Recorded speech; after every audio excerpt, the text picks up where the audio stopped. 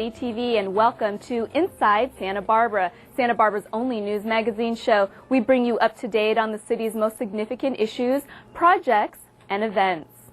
Well, what do you get when you combine does, bucks, and brush?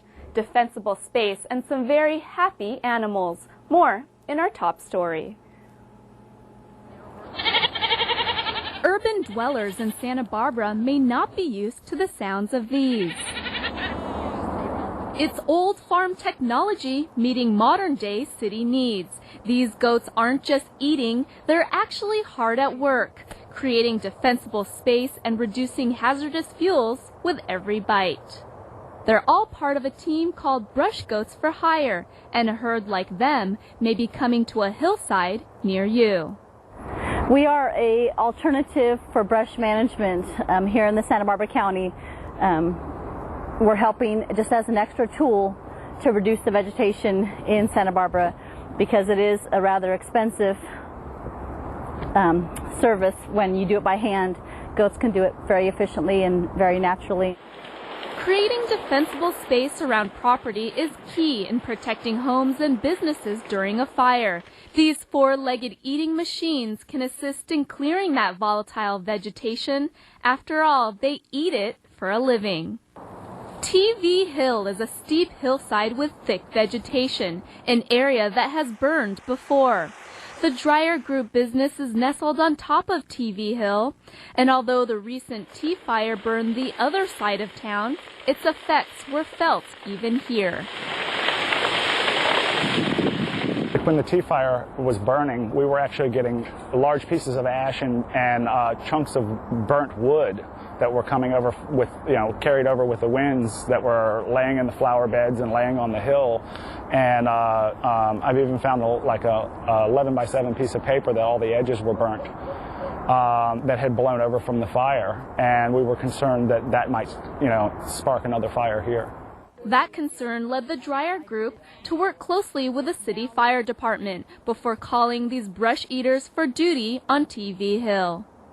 Because of its topography and terrain, in the past creating defensible space here was labor-intensive. It meant hiring crews with heavy equipment and closing off streets. But now there is a cost-effective alternative that isn't an uphill battle. Sometimes dozers, masticators, hand crews with chippers and chainsaws can get into a site, and sometimes they can't, or we don't want to disturb the land as much. Goats are very gentle on the terrain, and they don't disturb it the way men can, and heavy equipment can. We humans can leave quite an impression on these steep hillsides, but these agile travelers have soft feet which are gentle on the soil. This client is satisfied with their work. The goats mind their own business and never butt in. It's quiet. It's actually pleasant when you hear them. And they actually don't do as much damage to the landscape for sliding. These animals eat from 5 to 10% of their body weight in vegetation per day. Depending on the time of year and the kind of vegetation and how long it has been there, 200 goats can consume up to half an acre to 3/4 of an acre per day. There are the females, aka does or nannies, and the males, better known as bucks or billies. There are also the little young ones known as kids. Some of these goats are as light as 30 pounds and as heavy as 200 pounds. They are a mix of Boer, Kiko, and Spanish breeds. This goat herd combination produces aggressive brush eaters, and the owners say that they are wonderful workers who love their jobs, and they're really good at traveling on steep terrain like here on TV Hill. And although they may be entertaining to watch, they're not the kind of goats you would find in a petting zoo. That's because they are specifically bred to clear brush. A live wire fence has been placed on the Dryer property to discourage people and predators from interrupting their important task. And the goats don't graze alone. They have the protective company of these Great Pyrenees dogs. Dogs like these have been guarding herds around the world for thousands of years. Here they chase off would-be predators like bobcats, mountain lions, and coyotes. According to the owner, using goats means saving big bucks. On the average, I would say it's actually 1/3 the cost of hand crews, at least 1/3 the cost of hand crews. It can be anywhere between $400 an acre up to $1,500 an acre, depending on the topography, the density of the vegetation, the logistics of getting the goats and the fences placed. Using such an old-school method of brush thinning may seem funny at first. Everybody's been very positive. At first, when I tell them, they laugh.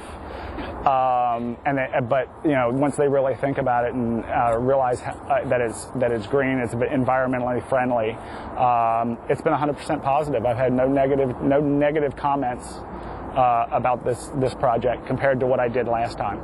Just take a look at the proof. Past projects show what it looked like before the goats grazed the land and after the goats paved the way to defensible space. Here's another location before the goats and after brush goats for hire. You can see that these animals don't kid about their work. And if you believe the old fable that goats eat everything, think again. These goats are trained to only eat vegetation and drink the mineral water that is provided by its owners. And if at times these goats seem lethargic, that's because they've got full stomachs, a sign of a job well done. There is one city restriction, and that is goats cannot be used on property that is less than 1.5 acres. The Mission Canyon Association is also using brush goats for hire. Well, when you think of Santa Barbara, two things that most likely come to mind are public art and culture. Up next, City TV's Dominique Blocker tells us about a recent art installation that is the perfect combination of both. The Summer Solstice Celebration, the largest single-day art event in Santa Barbara County, which draws crowds of over 100,000 people from around the world. Public art, an integral part of Santa Barbara's culture and a stimulating addition to our daily lives. Now here's where the two come together. After being in storage for over 10 years, a piece of public art that celebrates the Summer Solstice Parade is once again brightly displayed in the heart of downtown. It was an idea that the Arts Commissioner at the time, Patrick Davis, had of putting together two local artists, one who had worked with Solstice and one who had done other community work. I had always worked with Summer Solstice, had directed it, and Ben Bottoms, who is a local artist and had been involved with lots of other community arts projects. The Arts Commissioner put the two of us together with the idea in mind that we might be able to create some sort of memorial to Michael Gonzalez, who started the Solstice Parade. Our assignment was it needed to include Andalusian architecture and also represent the Solstice and Fiesta parades. These three panels are more about the solstice. Originally a 5-panel mural, the paintings used to reside in the arches of the San Marcos building on the corner of Anapamu and State Streets. Our goal originally was to include Santa Barbara architecture and to celebrate the Pueblo Viejo area of this downtown and to recognize the unique architectural features amidst the parade so that we could show architecture and the people celebrating in conjunction with one another. Ultimately, it was the artists who worked in conjunction in order to bring their unique viewpoints and skills together. This collaboration created the unique and personal piece of public art we have today. When visitors come to see the murals, they can find everything from historical Santa Barbara, crowd favorites, and some special touches to liven up the painting. There's Mr. Big, the Flying Rat, Pueblo Viejo architecture, and even one of the artist's dogs. From the beginning, the public has played an important role in the paintings. When the pieces were first commissioned and funding fell short, community members donated over $3,000 to make the murals a reality. That says a lot about this, too, is that the people wanted to see this happen, and I think it also gives the people a sense of ownership. Bottoms feels that collaboration between the public and private sectors is critical for a successful public art-filled community. The public leads the way in terms of better design, better art. If we work more with the private sector and government agencies and respect both of them working together, then we can do good things. Now, in their new home, the murals can continue to inspire artistic expression, and as the name of the piece suggests, celebrate Santa Barbara. It's just gratifying to me to know that the city was persistent enough to see that these murals would come back to life. I think this location is probably superior to the previous one. No vehicles will be parked in front of the images. There's enough space to really stand and look at them. There will be an opportunity for people to linger, take photos, and we think it will become sort of a public memento to Santa Barbara and to the people here in town. The Celebrate Santa Barbara public art piece is located in the Granada Paseo on the western walls of the Granada Garage. Well, they're causing quite a racket when it comes to a popular sport. Whether it's a score of love or deuce, 3 people definitely got game, and they're inspiring others both on and off the court. Van Tu has the story. Meet Rosalie Kelly, Dennis Newpdahl, and Rick Brown. They love to play tennis. The rush, the strategy, and the excitement keeps them on the court many days of the week. And being in a wheelchair isn't going to stop them. They all have different stories, but the city's wheelchair tennis program, which started over a year ago, brings them together. Kelly had played tennis for years before she lost most of the mobility in her legs. Newpdahl will be a wheelchair user for 39 years in August. When he was on his feet, he had never picked up a tennis racket. And Brown, an all-around athlete, continues to be a competitor despite a severe car crash 7 years ago. When I got in a wheelchair, I didn't see any opportunities or avenue to do physical sports. So it's opened up a whole new world for me. Brown has excelled so much that he's integrated into an able-bodied class, and he's a force to be reckoned with. Oh, nice shot. But that isn't to say that it was easy. You know, I didn't take to the sport right away. It's been a long, hard discipline. Even though it's hard to start any sport in a wheelchair, just, you know, go for it. Have a good attitude, and if possible, hire a good coach or a teacher, you know, so you don't get frustrated with the fundamentals. Good point. Just had to keep practicing a lot and working at it, just like anything else. For those in wheelchairs, opportunities to get active are limited, but the city has provided a space for Kelly, Newpdahl, and Brown to play a sport they love. It's not lack of court space, it's a lack of people who want to come out and play. I would love to play more, and I just need people to come out and play me. If I'm playing an able-bodied person, no, they only get 1 bounce. The rules of the game are the same, except those in chairs are allowed 2 bounces. You don't have to be in a wheelchair to join the program. All are welcome. We have people that aren't in chairs and people in chairs playing matches at the end of our workout. Everybody's gotten into it. Our games are super competitive. It inspires me in many ways. To see someone make the effort to even get out here, wheel in, you know, you have to make sure there's enough room for your chair. And if the ball hits your chair, it's hard, you know, the frustration that comes with it. Whether you get around by wheel or by foot, Kelly, Newpdahl, and Brown give us all valuable advice. There are so many things that you can do that if you just give yourself a chance and just have some confidence in yourself, it'll happen. If you or someone you know wants to take a swing at wheelchair tennis, for more information, go to our website, that's citytv18.com, and click on Inside Santa Barbara. Well, Santa Barbarans are well known for giving back to their community. In our continuing series of city advisory groups, Channel 18's Dominic Blocker tells us about one committee that works hard in order to support our robust nonprofit sector. Every year in Santa Barbara there is need. From food for busy community kitchens to after-school youth sports programs to wheelchair ramps and sidewalks throughout town. For over 30 years, one place the people who give have turned to meet those needs is the Community Development Human Services Advisory Committee. The Community Development Block Grant Committee in Human Services is a committee with representatives from broad, diversified sections of Santa Barbara that are empowered by the City Council to disperse money that comes in from the federal government to support nonprofit agencies in Santa Barbara and also capital funding in Santa Barbara.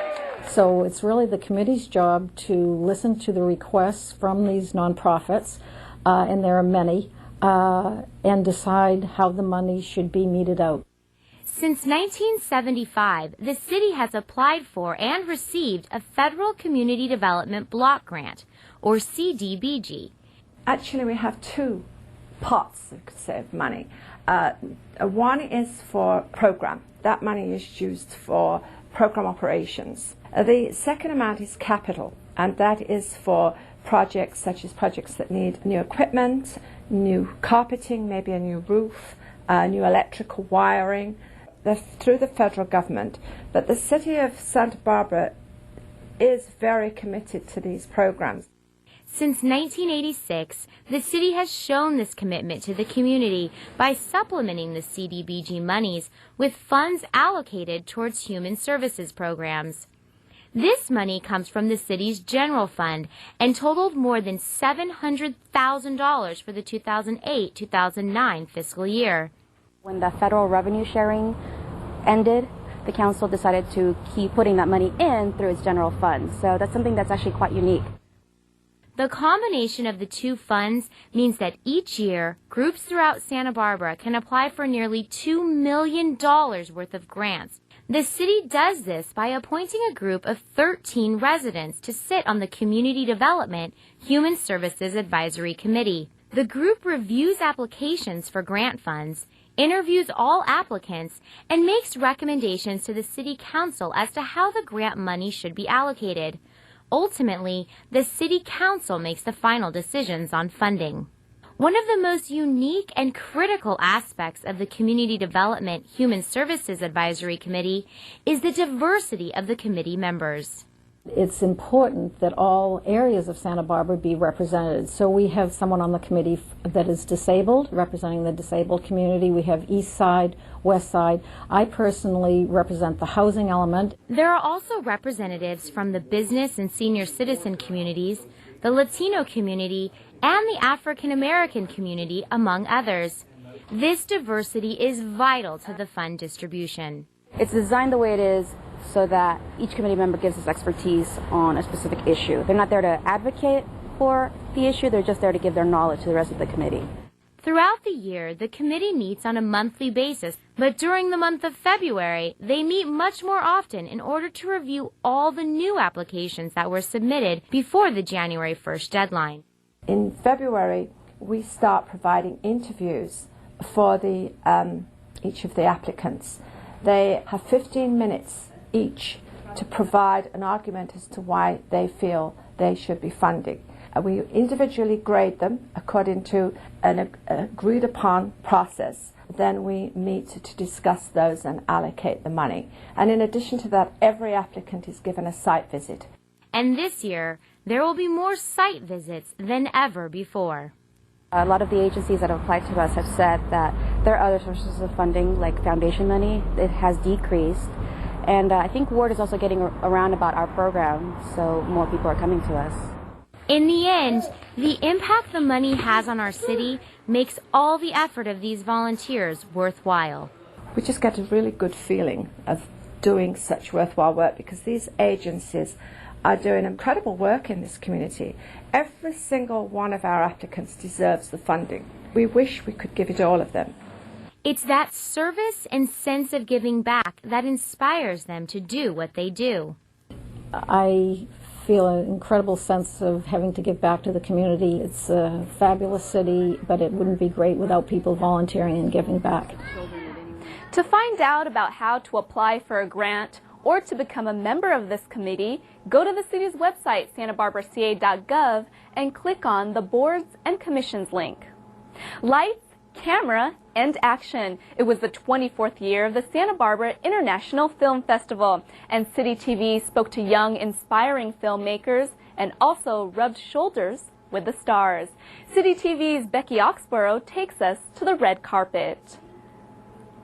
Celebrating its 24th year, the Santa Barbara International Film Festival continues to do what it does best: celebrate the art of film. What's unique about us is that the festival ultimately reflects Santa Barbara as a community. This festival and others like it expose films to the public that they wouldn't otherwise see. And by showing them gives them sort of a seal of approval, which is important to a film's future too. And so that's very valuable. Each year, the Santa Barbara International Film Festival honors a wide range of Hollywood celebrities, independent filmmakers, and international films. Another gem of the festival is Santa Barbara's own Youth Cinemedia program. Poignant and thought-provoking, the films shown in the program were made by local students. The festival also helped provide students with hands-on experience, learning what filmmaking is all about from working professionals. What about a title?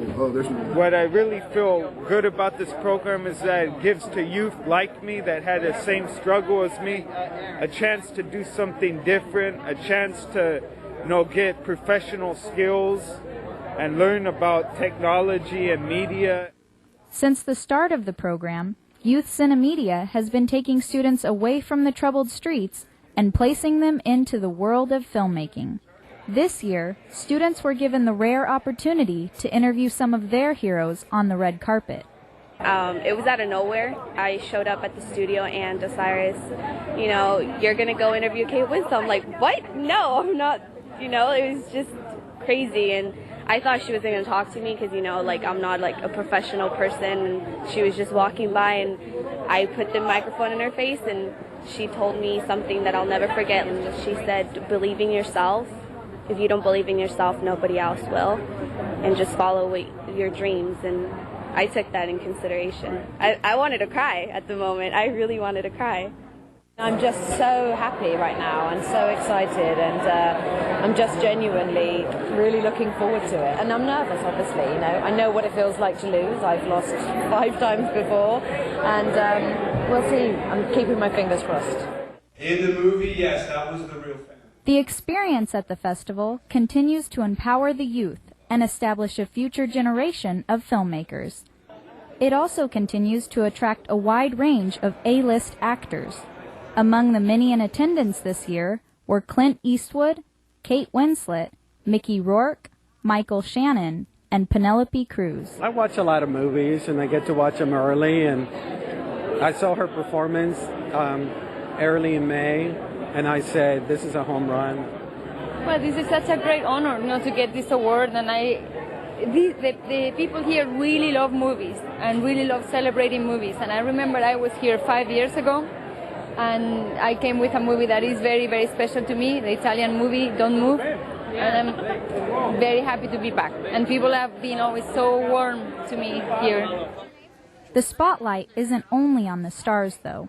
The festival serves to bring together filmmakers and film lovers alike to celebrate their passion for film. This is our very first festival. We actually played Santa Barbara in 2006 with a short film that we had, and we actually won 2 awards here. The short film was called Spin, and we won the Bruce Corwin Award, and we also won the Short Film Award. And so the festival has been very, very good to us, and it's just, it's been a growing festival, especially over the past 5 years. This is my first time, and I think it's absolutely wonderful. We've had so much fun. I've never seen so many movies in one day in all my life. Yeah, whenever we're online with the other pass holders, we're all talking about what we've seen, what we're planning to see, what we liked, what we didn't like, and we meet new people every year. And then we see them around town during the year, and we recognize them, that we have the love of film in common. For the majority of festival attendees, the value of this festival lies in the exposure of independent and international films that most people would not see otherwise. Well, the first year I came a few times, and it was I was surprised that I could see so many movies in a day and it wouldn't overwhelm me. And I avoided the documentaries that sounded depressing, like Trouble in Africa. And I've learned that those are usually the best movies I see, and now those are the main things I love, is the documentaries. I like the fact that there are so many different kinds of films to choose from, to get perspectives on things that you would have not otherwise maybe gotten an opportunity to see. So I've really enjoyed that. I've enjoyed being able to talk to the producers, hearing the questions and answers, some of the things behind the scenes that you wouldn't ordinarily know about. It's really fun. Well, all the exciting movies, see other people, movies, meet people. It's just a beautiful place. Also, Santa Barbara is so beautiful. So, you know, coming from Israel, this is an amazing experience, and we're thankful for it. The Santa Barbara International Film Festival has firmly established itself as the preeminent Academy Award winners film festival. Heralded as the American Riviera, Santa Barbara is a perfect place to attract stellar celebrities and true movie lovers. The beauty of the city certainly is unique, but the other thing I really like is that the people of Santa Barbara come out for this festival. I've been to some other city festivals where that isn't always true, where people will come to the parties, but not necessarily to the films. And whenever I go to a film here, it's usually packed. And that goes for a documentary or a foreign film, a little independent film. People here love movies, and they trust the festival to put on a good show and show interesting movies. And I put a lot of stock in that. Compared to other festivals, filmmakers agree that the Santa Barbara International Film Festival treats them all as A-listers. It's a great festival because, you know, for filmmakers, because it gets a lot of attention.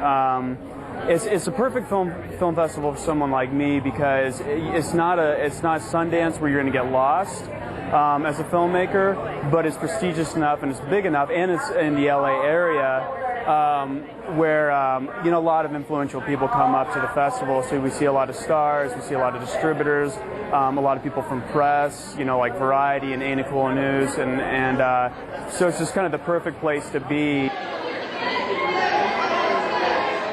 The 11-day film festival attracted thousands of people to watch the movies, attend filmmaker Q&As, and other special events.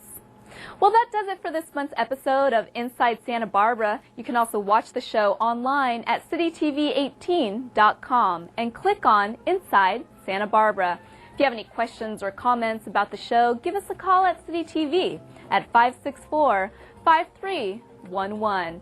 I am your host, Rachel Senes, and remember to get involved inside Santa Barbara.